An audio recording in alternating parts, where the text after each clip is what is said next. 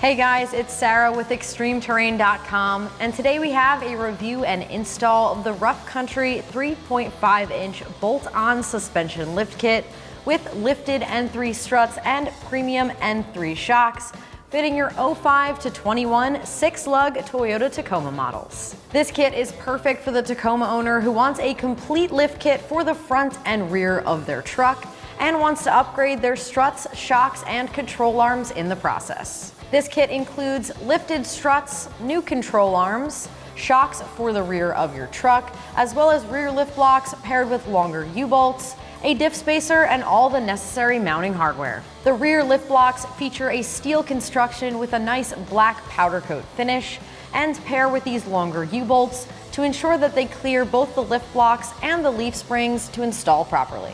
This kit also includes new upper control arms with heavy-duty ball joints. This is a great feature because a lot of lift kits require you to use your factory control arm and ball joint, which can easily be overextended because of that additional lift height and put a lot of undue stress on that ball joint, causing premature wear and failure. These new control arms feature a heavy-duty ball joint with a corrected ball joint angle, and they were designed for this 3.5-inch lift kit, so you get the factory-style geometry. This kit includes complete N3 strut assemblies for the front, as well as premium N3 shocks for the rear, so you get that lift that you're after while upgrading your ride quality in the process. The front strut assemblies for this kit provide 3.5 inches of lift to the front of your Tacoma. The rear lift blocks measure in at approximately 2 inches, providing the 2 inches of lift to the rear of your Tacoma. So you are getting lift in the front and rear of your truck, but because it is a staggered setup, you're also getting a more level appearance. Now, depending on the year and model of your truck, stock tire sizes may vary. For our Tacoma, we have a 31-inch tire stock, which is what you will see in this video. And with this kit installed, the manufacturer notes you can fit up to a 31-inch tire comfortably. Now, we do have 33s on hand, so we threw those on to give you guys an idea of what those would look like. However, they do rub significantly, so if you are looking to run 33s, you should expect to do some significant trimming up front. And as far as price goes, this kit comes in at approximately $950. This is about middle of the road price-wise when compared to other options. And for your money, you are getting a lift kit for the front as well as the rear, all upgraded components and those control arms, which a lot of other kits do not offer. And as far as the install goes, I'm giving this one a 3 out of 3 wrenches on the difficulty meter. It does feature a direct bolt-up installation, however, some minor trimming is required to install the diff spacer. All in all, it can be done within 6 hours, and you should expect to get a professional alignment afterwards. With that said, let's check out that install. For this install, we used an impact gun, but a regular hand ratchet will work just fine. You'll also need a grease gun, as well as 19, 17, 15, 14, and 12 millimeter wrenches, 22, 19, 17, 14, 12, and 10 millimeter sockets. You may also want an extension as well as a swivel extension. You'll need a pry bar, you'll need a pop clip removal tool, a rubber mallet as well as a hammer, a pair of needle nose pliers, and you may want a bungee cord or similar tool to support the knuckle. Alright, so the first step in our uninstall, with your truck in the air supported, you're going to remove that front wheel. Now if you don't have a lift, a jack and jack stands will work fine as long as it's supported safely. Once you've done that, grab a set of needle nose pliers. We're going to remove the cotter pin holding on that nut for our outer tie rod. So to get this cotter pin out, it helps to straighten the other side. Just go ahead and pinch those 2 pins straight. And once you've done that, grab the opening, use some leverage, and just pull it straight out. And now that your cotter pin is removed, you can get a socket on top of here. We're gonna use a 19 millimeter. Go ahead and remove this nut. Now, if the ball joint is fully seated in this part of the knuckle, it's probably not gonna come out from just force down. What you may need to do here, suggest turning that a little bit to give yourself some more room. Rethread on this nut to protect your threads. And then we're just gonna strike this side right here with a hammer to release this ball joint.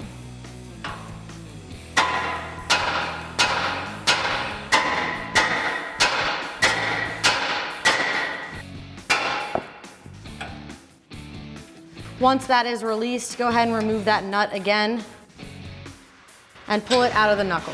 Next up, we're gonna remove the sway bar end link from the knuckle. Now you need to remove this 17mm nut.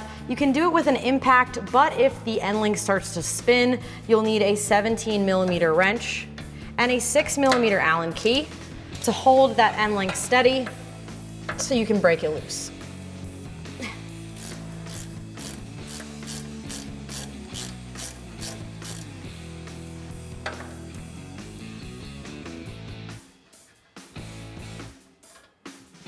Then once your nut is removed, go ahead and remove the end link from the knuckle.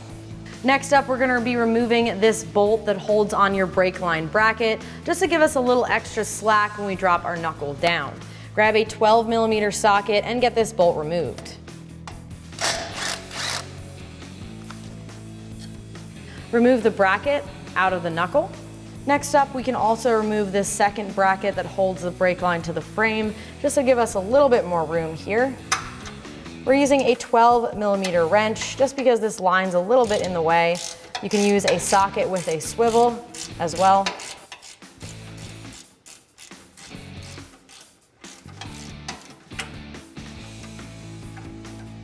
And make sure you remove the brake line out of this hole as well. There is a second ABS line that is attached to your upper control arm. What you want to do here is grab a 10mm socket and remove this bolt so that you can remove this bracket as well. Next up, we'll be removing this pin holding on the nut for your upper ball joint. And on the far side, this might be a little bit hard to see, but there is a tab that you need to release.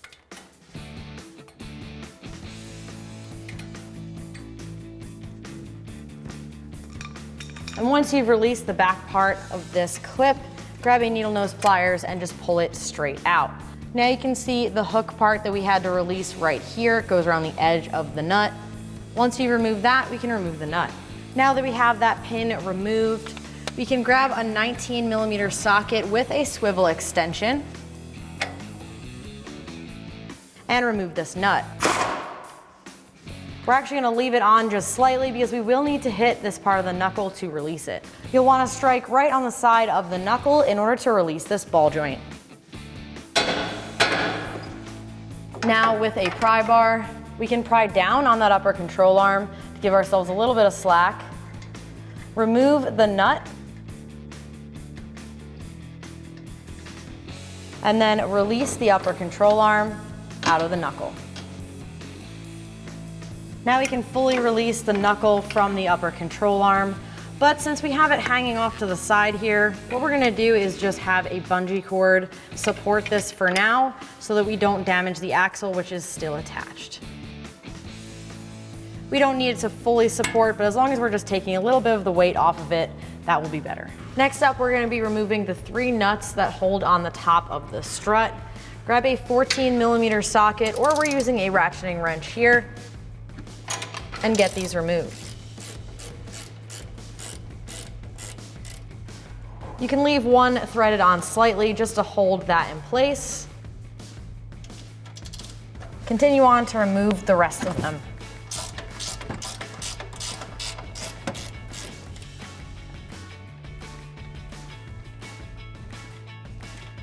This one in the back is probably going to be hard to see, but the same process. Using your socket or wrench, go ahead and remove it.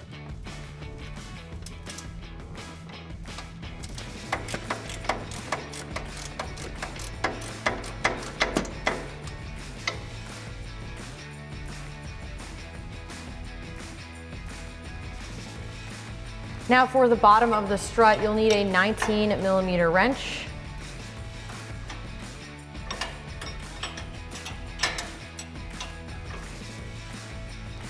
And a 19mm socket, and get this nut removed.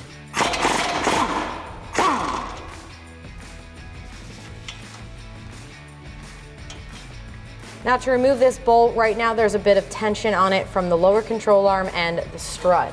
Now if you lift up on the lower control arm, you should be able to wiggle it free, and if you don't have a second set of hands, you can grab a rubber mallet and tap it out.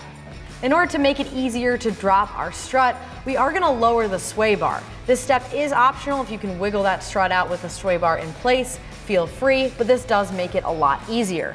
There's 4 12mm bolts holding on this cover. Once that's removed, we can drop the sway bar down and out of the way. Grab a 12mm socket, go ahead and remove all 4 of these bolts.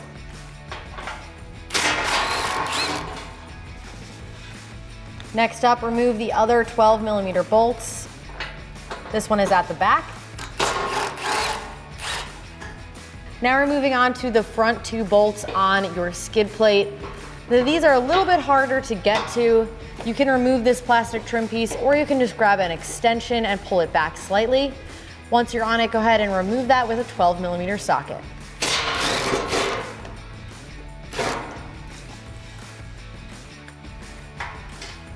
Repeat that with your other bolt at the front of the skid plate. Make sure you're supporting this, as this is the last bolt holding it in. Now with all the bolts removed, you can remove this skid plate by pushing it slightly forward. That will unhook the front.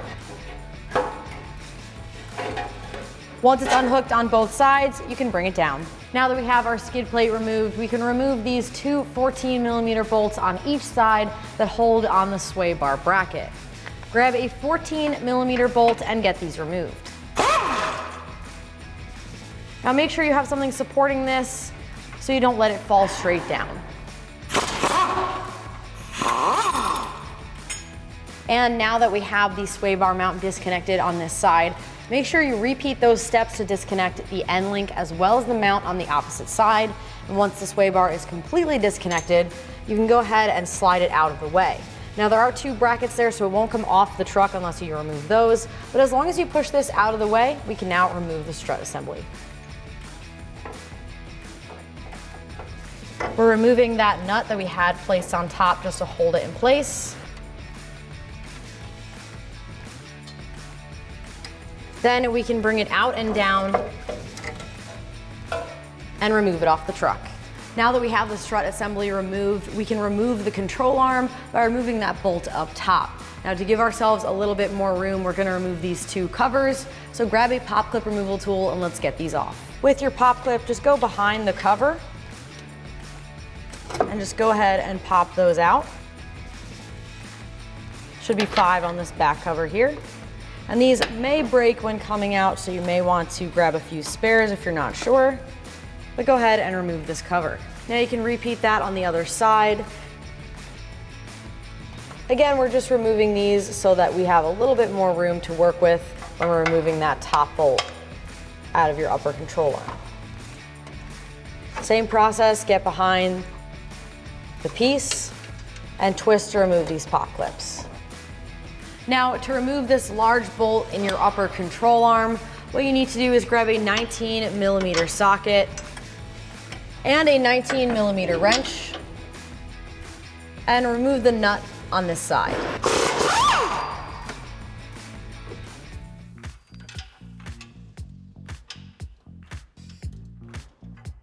Now to remove this long bolt through the upper control arm, it is a little tricky. Now the factory service manual does say to cut this bolt, but you will need to reuse this for your new kit. So to get this bolt out in one piece, you may have noticed there's a couple pry marks on this part of our pinch weld. What we're gonna do is pry back on this part of the pinch weld and start to push the bolt up and past it. Make sure you leave the washer where it is, because the washer will hang you up.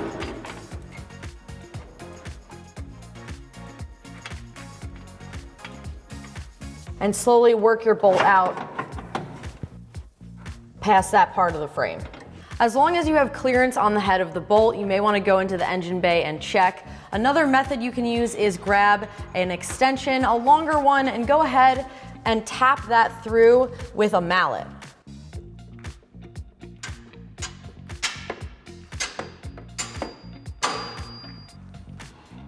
This will help you to get the bolt slid through.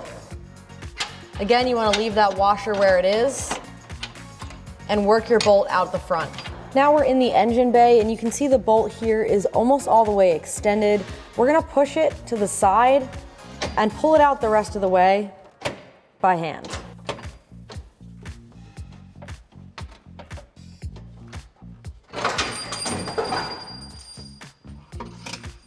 Once you do pull that bolt out, your washer is probably going to fall. Once you've done that, go ahead and wiggle the control arm loose and remove it off of your truck. Okay, the next step here is installing the spacers on both of our differential mounts. Now, before you can do this, you do need to trim the driver's side support brace. These are these two braces going from your frame to the bottom of the rad support where your sway bar is resting currently.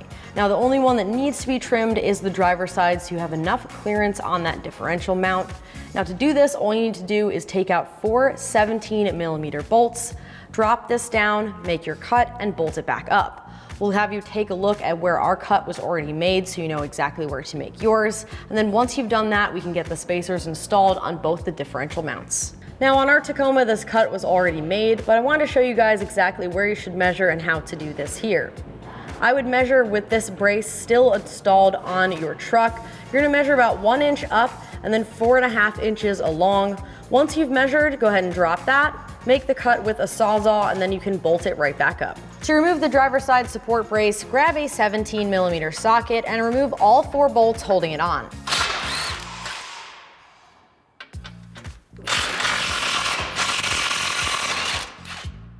Then remove the 2 on the bottom of your rad support. You might need to pull back on the plastic trim piece under your bumper and have an extension to get to these. Go ahead and remove those with your 17mm socket. Now, as you're removing the last one, make sure you're supporting this because it's the last thing holding that guy on. Then go ahead and remove it. Now grab a 19mm wrench and a 22mm socket. And what we're gonna do is remove this large bolt holding on our differential brace.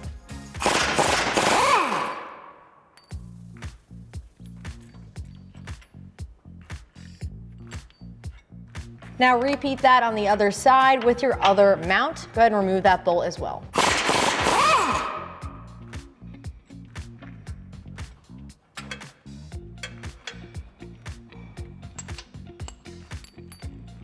Now we have the included spacers. Go ahead and slide it right on top between the mount and the frame. Here is this factory large washer that sat right here. We want to reuse this, but we'll be using these new longer bolts with a washer. Go ahead and slide that through. And then slide it through both the mount and your spacer, back through the frame.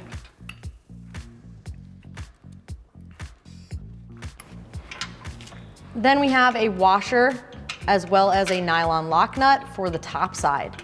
Now you can use your hand or you can use a pole jack here or a floor jack just to compress the space between this a little more so you can get that threaded on. Now we're gonna leave them loose for now until both sides are installed. So go ahead and repeat that on the other side, lining up that spacer.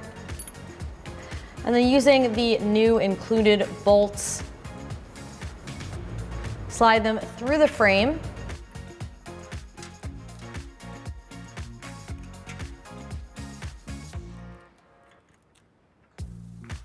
And then install your washer and nylon lock nut on the other side. Now that both sides are installed, you can use a 19mm wrench and a 19mm socket and tighten these down. Now repeat that on the other side.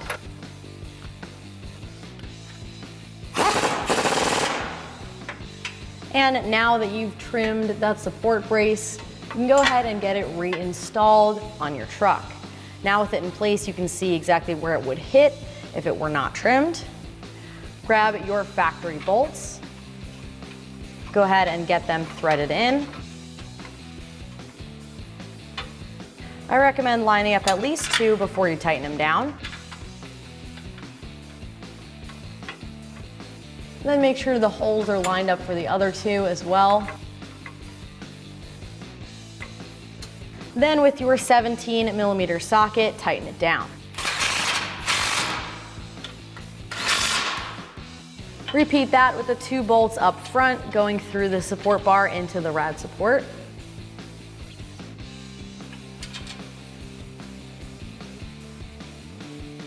Then with your 17mm socket and your extension, again, you might have to pull back on the plastic just a bit so you can tighten these down. All right, now that we have our suspension components uninstalled from the front, we can take a look at them side by side with the fresh components here. Now, starting with the strut assembly, the biggest difference that you'll notice is the height. This new strut assembly will get you 3.5 inches of lift in the front. And it does achieve this without losing factory ride quality because the lift comes from the spring as well as the vehicle-specific valving for that lift height. In addition, it does feature a pre-compressed assembly, so you can install this directly on your Tacoma without having to do any extra work. Now moving on to our upper control arms. The first difference I wanted to point out is the construction. This new upper control arm features an aluminum construction that is still beefier than the steel of your factory. In addition, this control arm was designed to keep the factory-style suspension geometry by correcting that ball joint angle.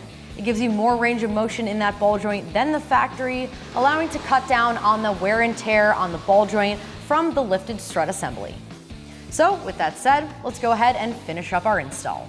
All right, while our control arm is still uninstalled, we're going to start by installing the strut assembly first. This will just give us a little bit more room to work with, so we don't have to work around that control arm itself. So we're going to get the strut assembly lined up in the top of the strut tower. And with the included nuts, go ahead and thread it up top just to hold it in place for now. And now we'll install the control arm.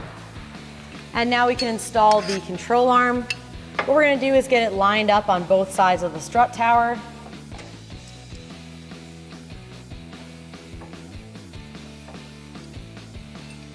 Install the washer over top of your long factory bolt. And then we're going to start to line up that bolt up into your engine bay.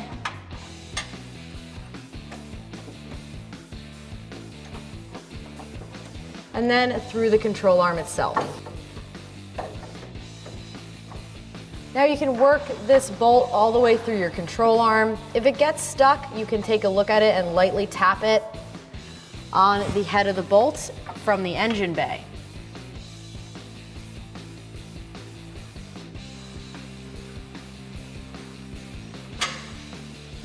And once you have it all the way seated through the upper control arm, you can reinstall the washer and the nut on the opposite side.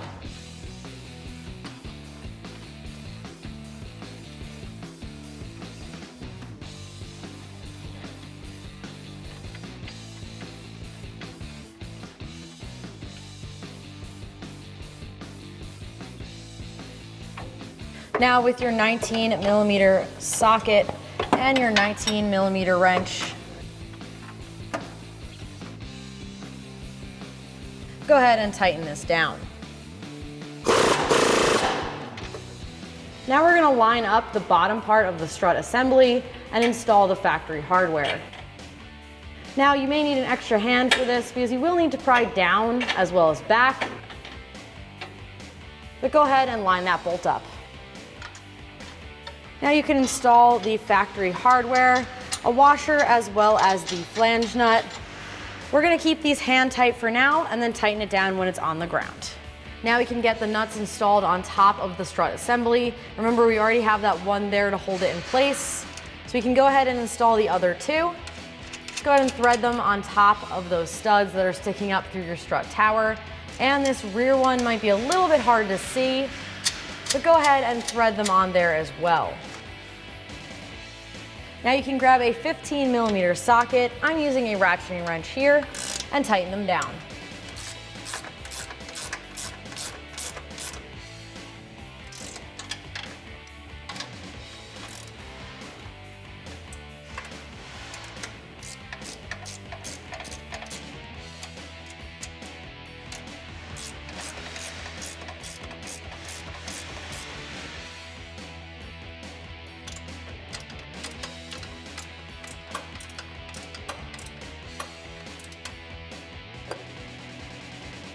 All right, so we have our truck closer to the ground so we can get a floor jack underneath the lower control arm. And all we're doing here is just bringing the gap between our upper control arm and the top of the knuckle a little closer to make it easier to seat. So go ahead and line up the knuckle with the ball joint.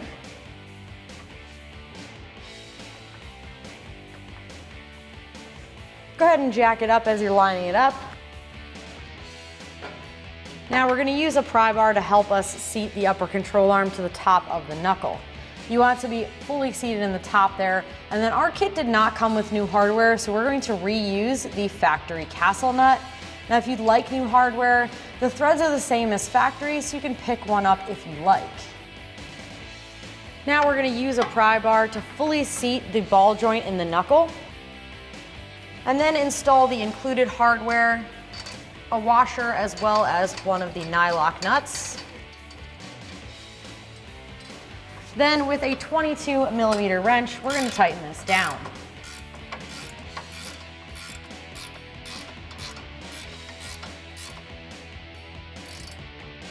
Now you can hold on to the ball joint itself if you start to see it spinning.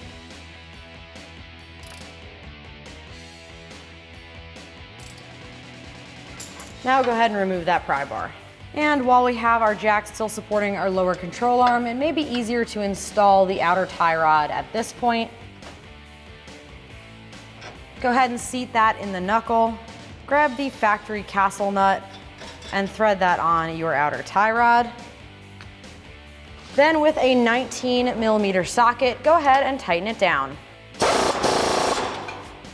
And now that we have our upper control arm fully installed, we can reinstall this bracket that sits on top of it.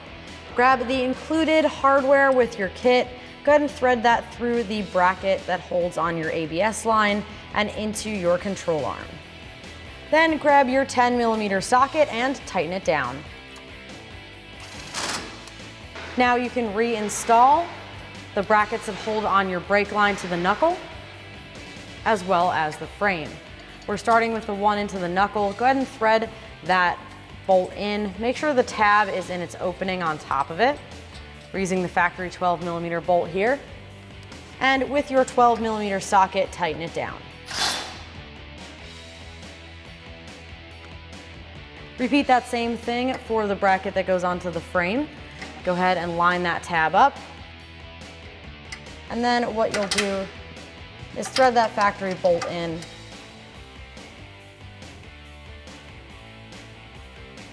And with your 12mm ratcheting wrench, tighten it down.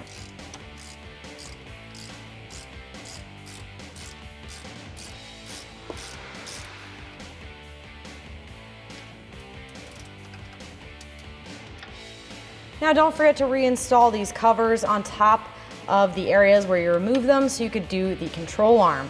Grab the factory snaps, line them up with the holes in the frame, as well as the pinch weld, and go ahead and just press them back into place. Repeat that for the front one as well.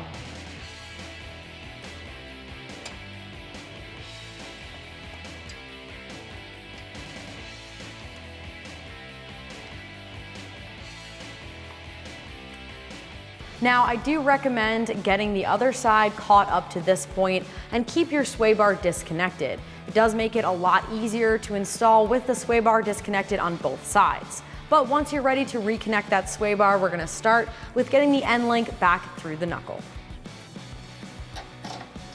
Now, if you do need to do one side and then the other, I recommend just leaving the sway bar fully disconnected until both sides are done and then tightening this up last.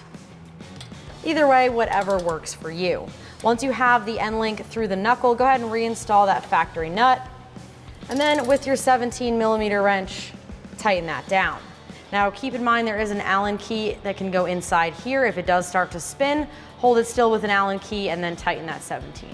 Now that you have the end link connected, slide the bracket over top of the sway bar itself. Go ahead and line up the openings with the threaded holes in the frame and reinstall those factory bolts.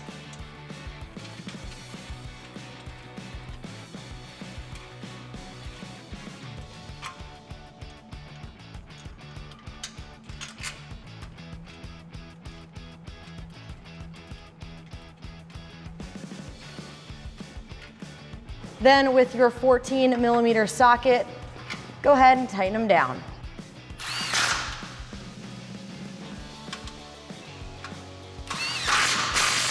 All right, so now that you have the sway bar fully connected on the passenger side, make sure you repeat that for the driver's side. Once it's all done, we can get our skid plate reconnected. We're gonna start by lining it up at the front with both of those hooks coming off of the front of those frame pieces. Hook it on each side. Then we can connect it at the back. Now you can reinstall all of your factory bolts.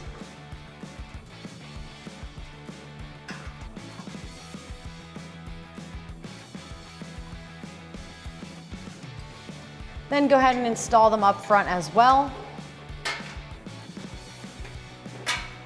And get them threaded into those factory holes.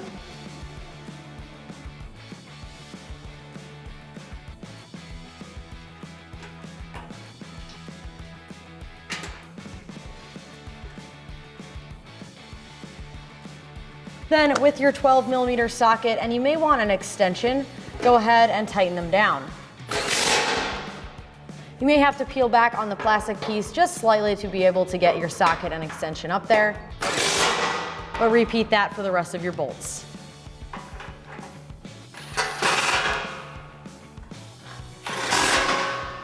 Then once you have your truck on its own weight, on its wheels, you can tighten down that bolt on the bottom of your strut assembly with a 19mm wrench and a 19mm socket. Then once you have your castle nut completely tightened down, we're gonna slide the cotter pin through the opening here. Now if the opening in the ball joint does not line up with the opening in the castle nut, what you can do is just tighten it down a little bit more until one of these openings lines up. Once you slide the cotter pin through, go ahead and grab a needle nose pliers to bend each side around. Now you can reuse your factory cotter pin, or you can just grab a new one just to be sure that it's in good condition when you reinstall it.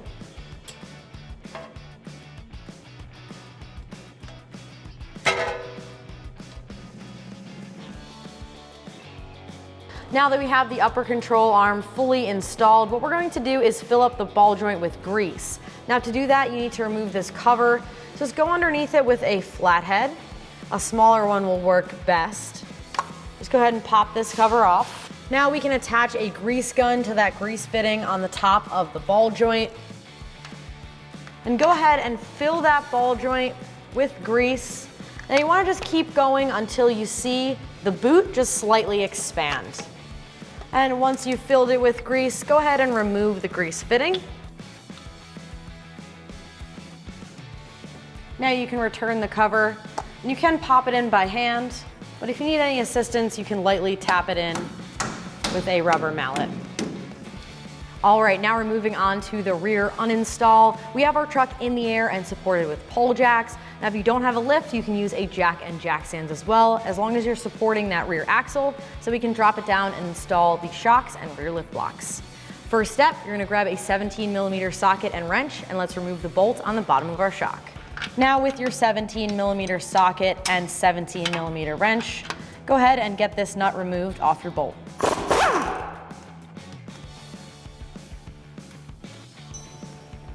Now you can wiggle and remove this bolt out of the shock.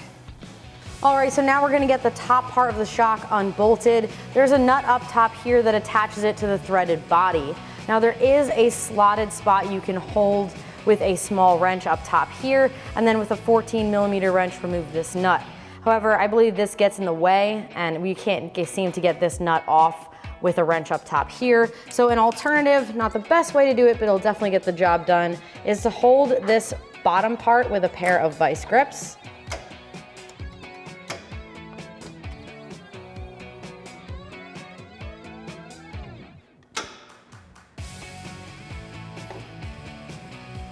And with your 14mm wrench, go ahead and remove that.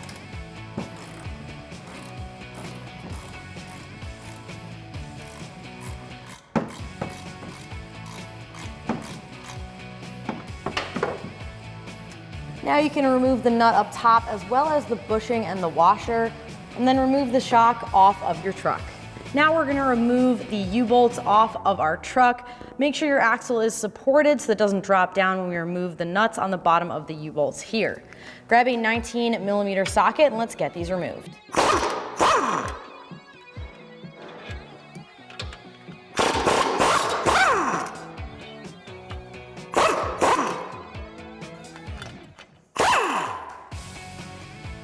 Now you can remove the bracket and set it aside, and remove both of the U-bolts over the top of your leaf spring.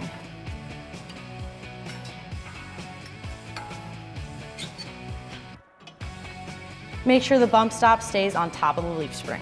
All right, now that we have our factory shock uninstalled from our truck, we can check it out side by side with our new shock here.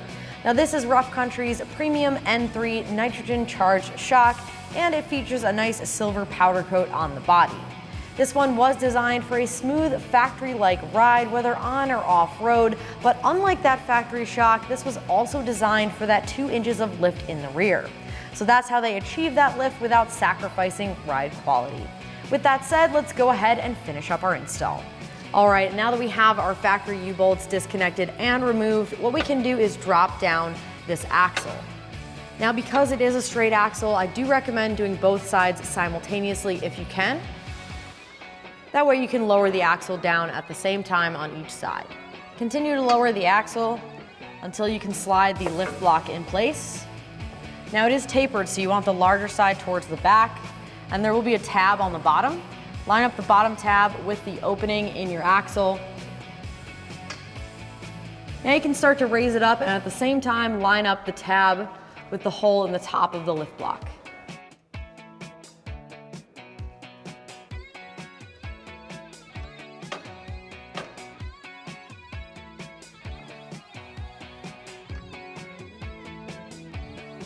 Now you can raise it up until it's fully seated.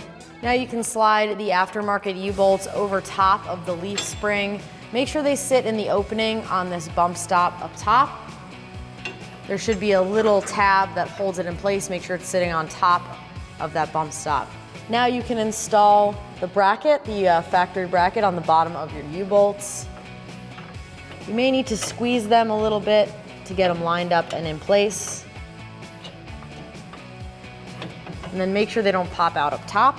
Now grab the included hardware and thread it over top of those U-bolts. You'll need a washer as well as one of the 22mm nylon lock nuts. Repeat that for the rest of the threaded ends on the U-bolts.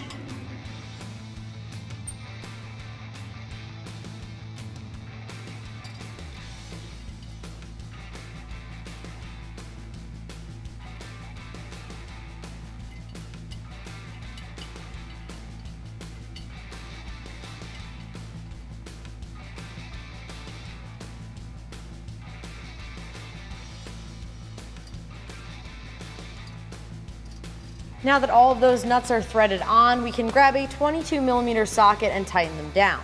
You want to try to tighten in a cross pattern and tighten each one of them evenly.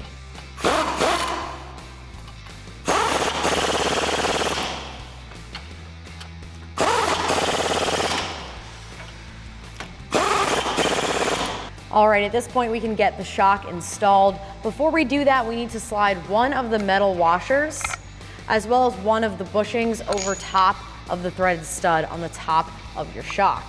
From there, go over top of this line and then get it lined up in the top of the tower.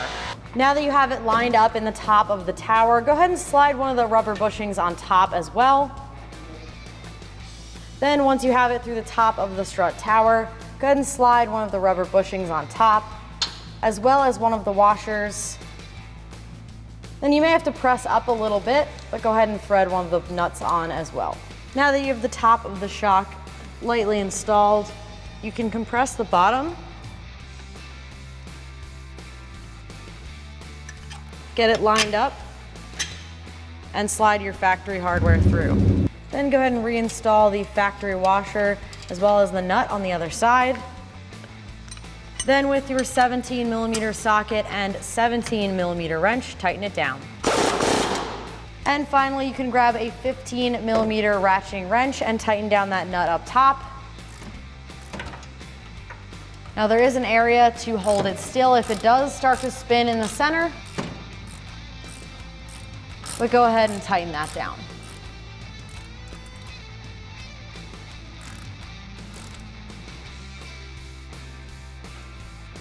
And that top part is what you would hold still if that does start to spin. All right, and now that our passenger side install is complete, if you haven't already, repeat all of those steps on your driver's side. Make sure everything is torqued to spec, and you will need that professional alignment afterwards. But that is going to do it for the review and install of this lift kit. And remember, for all things Tacoma, keep it right here at extremeterrain.com.